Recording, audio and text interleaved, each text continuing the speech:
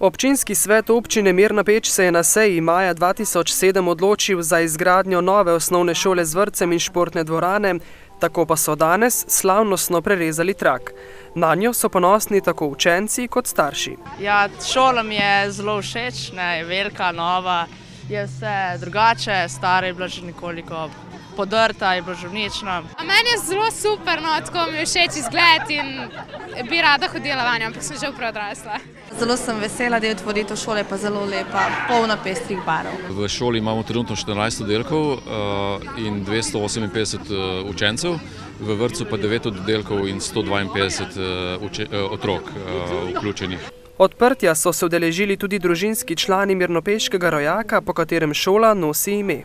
Mislim, da bi imel en zelo lep in zelo dolg govor in zelo navdihujoč, mislim, da bi bil iskreno vesel.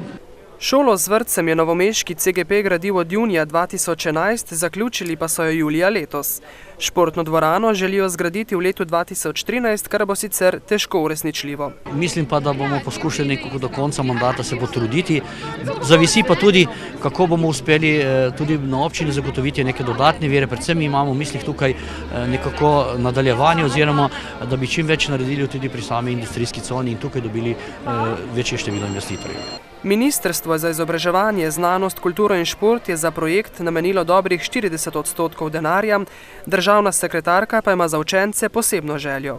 Da bi vsak dan, ko niste v šoli, pogrešali šolo.